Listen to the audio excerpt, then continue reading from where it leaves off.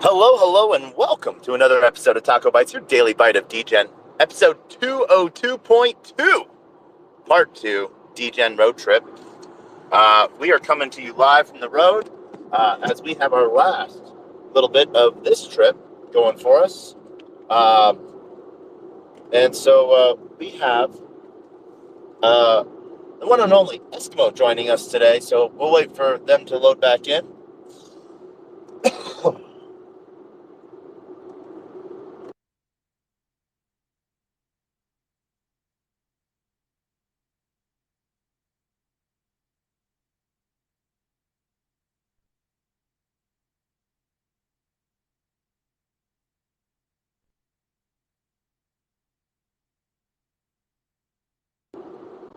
And there we are. We are back.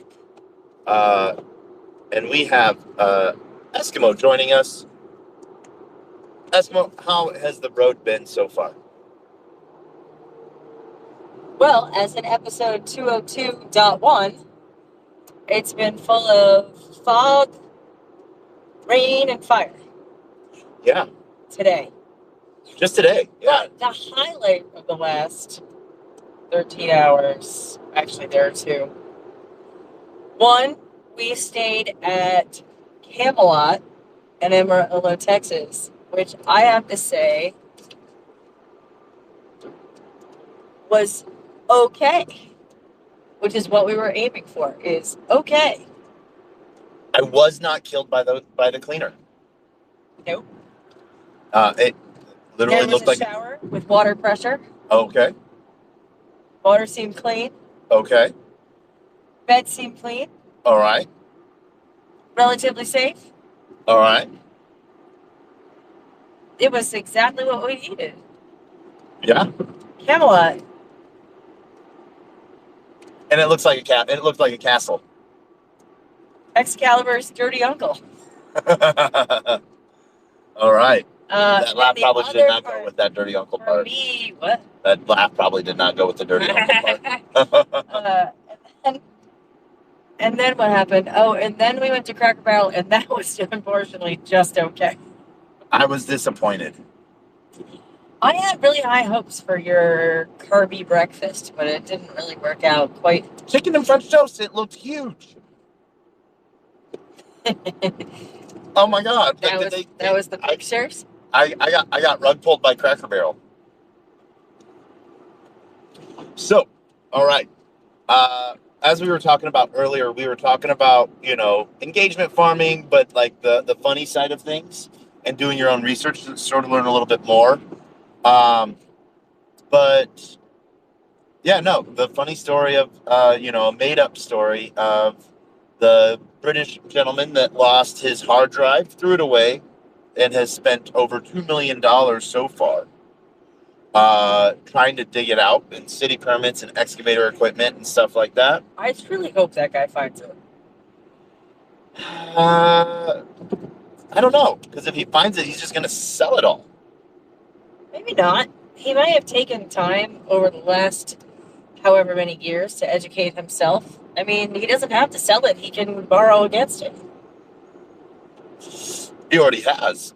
Well, further borrow against it to, I think if he had, you know what, I would hope that he wouldn't just sell it because he would have realized by now over the last, he got it 2013, so it's been 10 years, enough education has probably happened that he would say, and the market has matured so much that he can pay his creditors back. Yeah. He can sell little if he wants to, but he doesn't have to sell any of it to be able to live off of it, I don't think. Yeah. And the market has matured so much that he has many more options. Yeah. It's sort of one of those crazy things. So I would hope that he is not going to just put 7,500 Bitcoin on the market. So Yeah. That would be a travesty, to say the least. But his money. Do you think he's made a plan for that? I would hope with the amount of planning he's had to do over the last 10 years to get people to allow him to dig in this landfill, the organization that he's had to do, that he's also solicited some advice on how to do it. I actually heard one time, and I don't know if it was VCs, but I heard that he had some kind of a fund or some kind of an institutional like investment into this, like funding some of it. Funding. So he was able to show enough proof that it was real. Yeah. That he actually had owned it at one time, so someone could believe that. Yeah. And you sort of like almost like gold finders or treasure hunters. I'm not familiar, but I'm guessing that people. So someone finds clues enough to treasure or go like deep sea treasure hunting and stuff like that. They usually get backing, so they get very small percentage of what they actually find, and the majority of it goes to the staker. Sort of like even with like poker, the funder. So yeah, it's sort of an interesting story and case piece there. I don't know. But with the rest of the stuff going on I know we have South by Southwest coming up. We have a handful of invites to some of the foreign nation events with Germany, with the UK, and even with Sweden and their NFT musician blockchain economy piece there. It's going to be interesting seeing what other countries are doing with blockchain. So far, what country do you think is leading the charge with blockchain right now?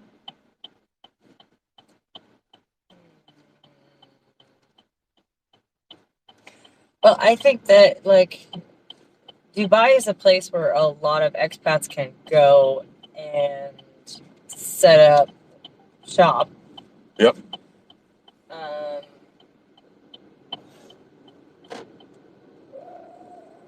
Leading the charge on blockchain. What is that coming out of the EU? Is it the MiCA? That regulation piece there? Yep.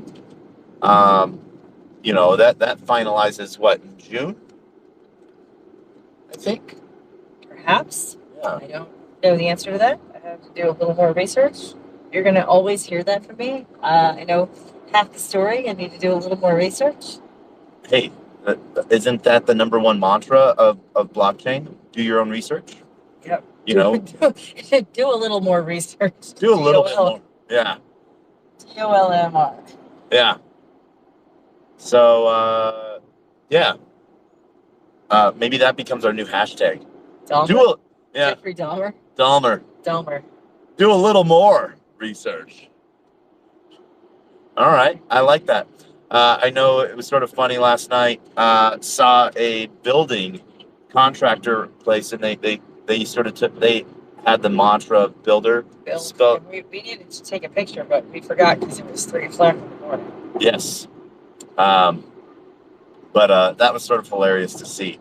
But no, that's sort of the fun things to see out there. People think that it's all just blockchain using acronyms or misspellings. But, if he removed the I, it would have put him higher up in the phone book and search results going alphabetically. So that could actually be a smart move there. Yes. But maybe if he had put an A after it, so it said Balder, it would be even higher in the phone book. Well, A Balder. So. Yeah. Doesn't. Oh man. AAA builder. Yeah. Yeah. Now you just got to watch out for that quadruple A plumber. Yeah. So all right. Other things going on. how have you seen the market respond lately? I know Polygon's gone down a little bit. Market seems to be going down. People are getting a little worried about a lot of Bitcoin being moved up out of government seized wallets, or wallets that were holding government seized Bitcoin. Possibly some has actually moved to Coinbase. Again, I need to do more research to find out if this stuff is true. But it was on RH's feed. Yeah. And I don't think he would have put that if it wasn't true, but he could have been mistaken. So, if he didn't think it was true, I should say. All right. Yeah. No. RH seems to keep up with a lot of what's going on and has a good feed himself. One of the things I always love to do is like go see who's following who and what those people are saying. Okay. One of the things that I really dislike about Twitter is that it limits you to only being able to follow 5,000 people. Now, I'm like, there's more than 5,000 teachers out there. People that I want to hear. I might not be able to see them all because of Twitter's algorithm, but I want a really wide palette of knowledge, and it sort of sucks that Twitter leaves that. Makes me have to choose, but it puts more value to those who I follow still. I guess it's one of those things to where you can also look at that as how many projects are you a part of as well. Do you have the time and energy to expend into all of these different projects that are coming out? I get overwhelmed. I have to sit back and figure out what I want to focus on a lot, especially, we were talking about East Denver last night. There are so many things and so many people building, and while that is exciting and interesting, sometimes it's confusing. Yeah. Like, what should I be paying attention to? What is there a separating the wheat from the chaff process that needs to go on? And some of that's time, right? Some of these things will burn out. Some of them will morph. Some of them will converge. But,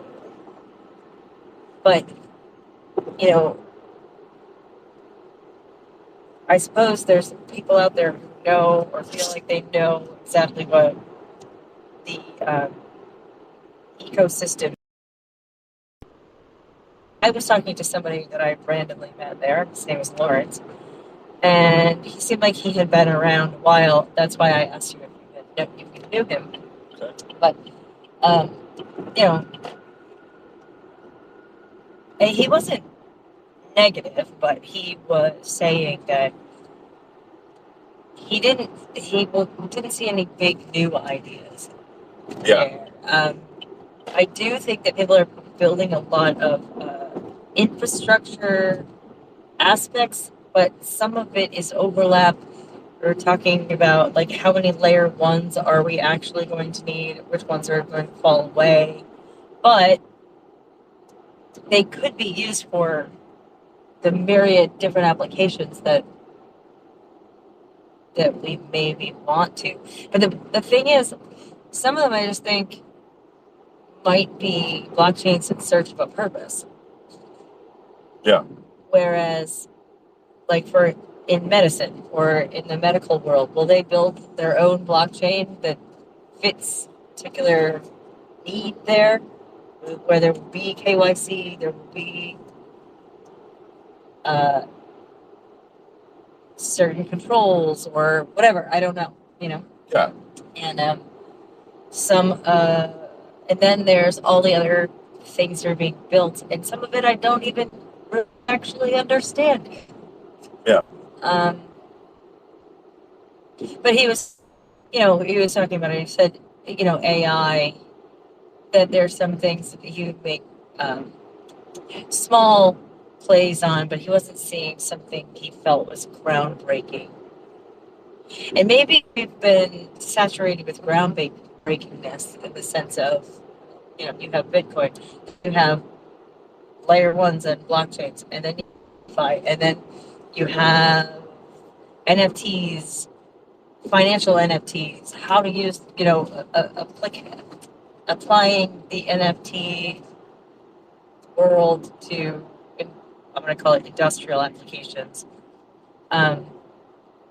These are all big ideas. And maybe we were a little saturated with big ideas. And now we have to figure out how to shore them up. Yeah. Maybe.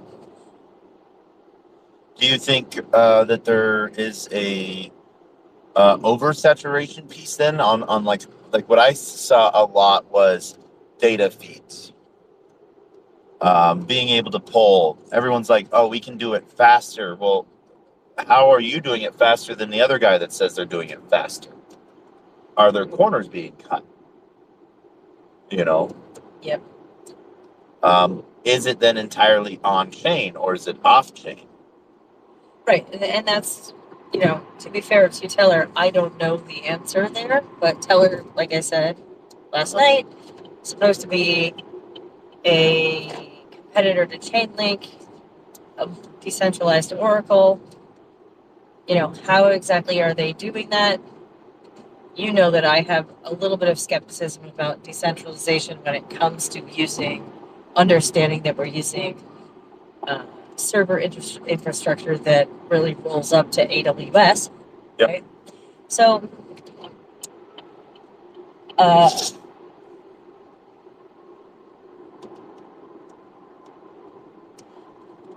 I'm interested in a couple of things. I'm interested in understanding more about loan protocols or stablecoins that are collateralized stablecoins. Yep. And whether they could actually function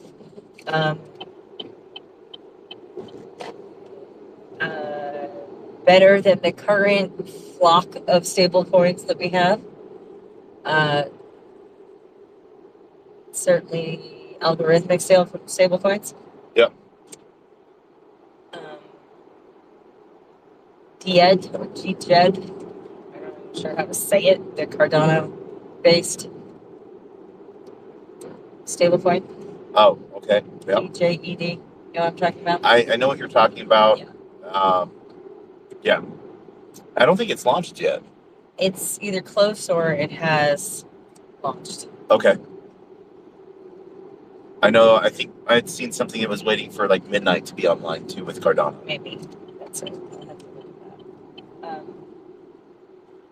But Liquidity is a collateralized loan protocol that is being copied over or forked to Pulse Chain. Yep. As liquid loans. I am interested to see how that is going to work and whether that will have a robust clientele. Yeah. I do got to give a shout out to Walrus. It was a really good time meeting and sitting with him, learning about some of the stuff that him and the Liquid Loans team is doing behind the scenes, not just for Liquid Loans, but for old holders and stuff like that. And I'm, leave that to him to talk about one day. But I don't know. It's pretty amazing. What projects are able to do, what they then choose to do, as a service piece too. And whether it's just, blockchain just seems to be full of smart people. Problem solvers. Yeah. A lot of people who didn't necessarily think they would get into this field to solve problems, whether that's on the more philosophical, ethical dilemmas, economic dilemmas that we seem to find ourselves in, or whether it's literally like, how do I make the math work? How does the tokenomics work? How does game theory and incentivization work? Yeah.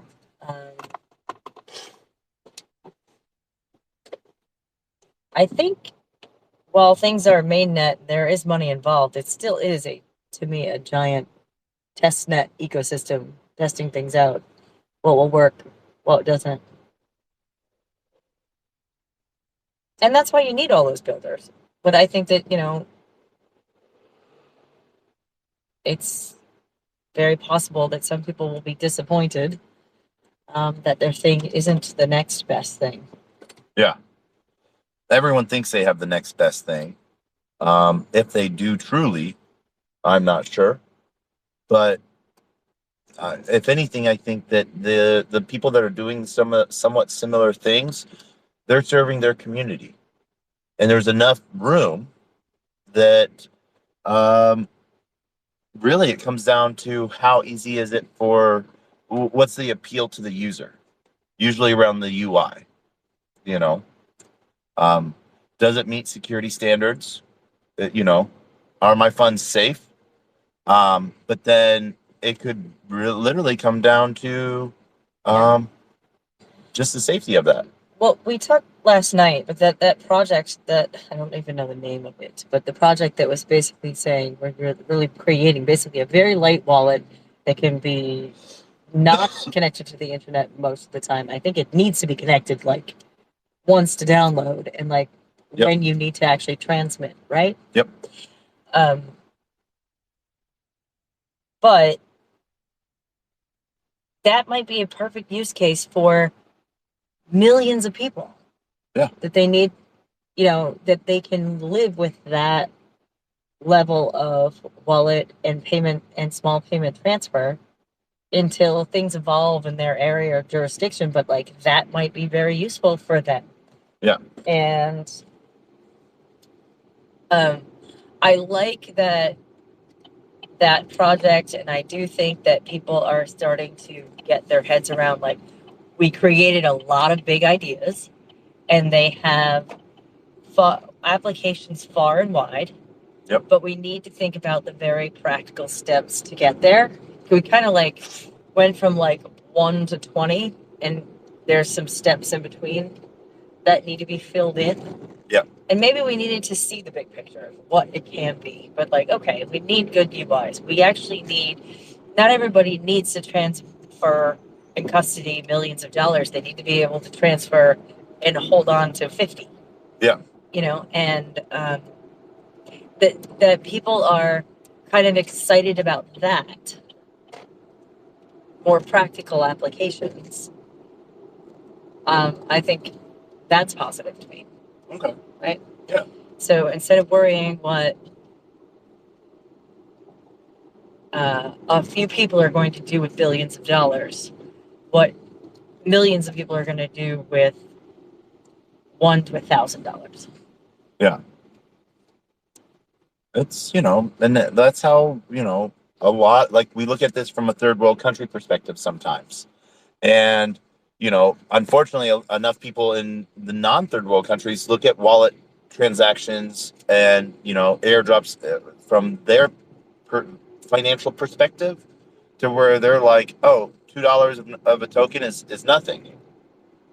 But elsewhere in the world, that's a month. That's food for the family for a week, if not more. That's one thing that I really think a lot of people forget to take into consideration. They only look at it from their financial perspective. So when projects look at real world applications and either gasless or, near gasless transactions, they're taking into consideration that, whether they're meaning to or not, that you get the most bang for your buck.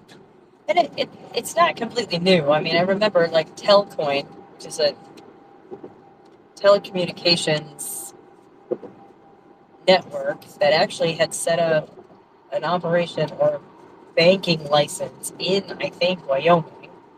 Like, they have been on this for a while. Cardano has been on this for a while, setting up mobile, I can't remember the name of it, mobile something, in Africa. But, like, people need to be able to send $10, $20, $50 here, too, and in a lot of places. And I'm not sure that the wallet situation had been set up so easily. that was part of what I think is what people are making easier now. Yeah. There was a couple projects that were coming out with wallets. We went to WalletCon during East Denver. Got to talk with about like 5 or 6 different wallet companies that are building new wallets.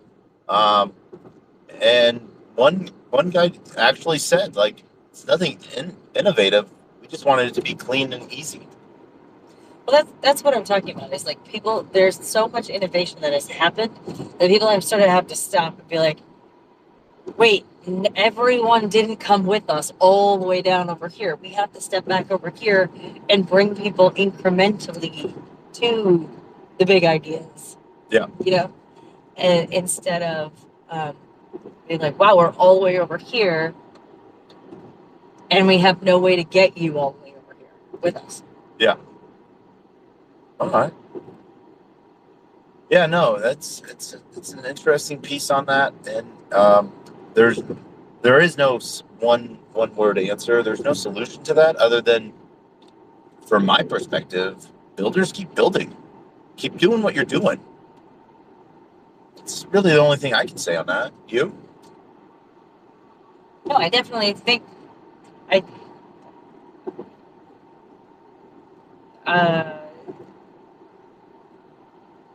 there may be micro applications, I'll call it, where, like you said, certain communities might use one thing over another, but they're basically the same thing and they do the same job and they function appropriately for those communities. Yeah. It could be something so, just a stripped down, easy to use UI wallet that's just in their language. That's what I was going to say. In their language, right? And that would be helpful. Yeah. And it will come to choice, I think, for a lot of it. So it's interesting to see. And I'm excited. I'm excited for it. So,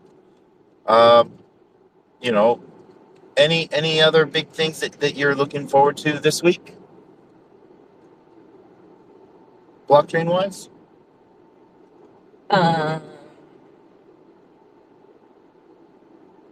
I am waiting for PulseChain to come out.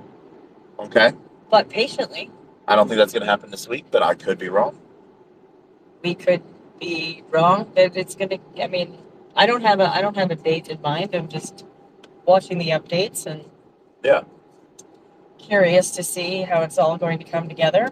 Okay. And when I say, I don't mean mainnet, I meant V3. Yeah. Oh, V3 is live. No. Not yet. I thought V3 was live.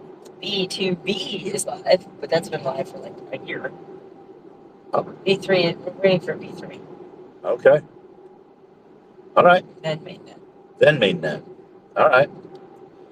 We will see that happen.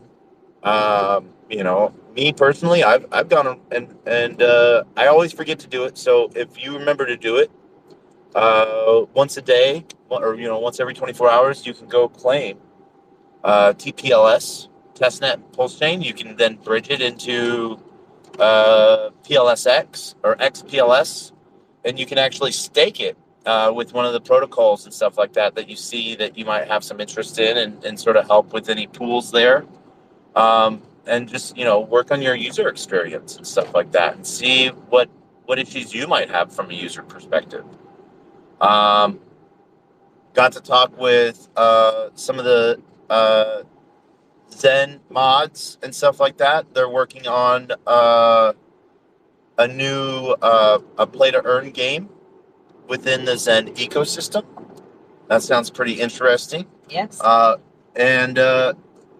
out to my Moonbeam fam. They're looking at launching it on Moonbeam and seeing how that might be good. Very exciting. I'm all sorts of biased on Moonbeam, but it's good to see. So we gonna wrap this up, and as we wrap up every episode, we have to ask. Eskimo, 10 seconds. Words of wisdom. I really have to start getting ready for this with like poems and. Those aren't words of wisdom. Sure they are. Okay, they sometimes are. But now you have 6 seconds.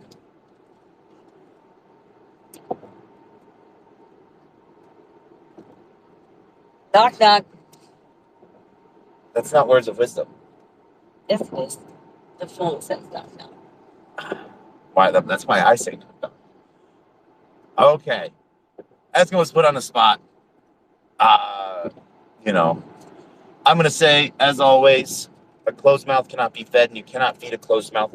But also, be on the lookout. This Friday, we are going to be doing an amazing space. We're going to be shooting it out to everyone here and there and everywhere, showcasing and giving a chance for the world to sort of talk about Clopper.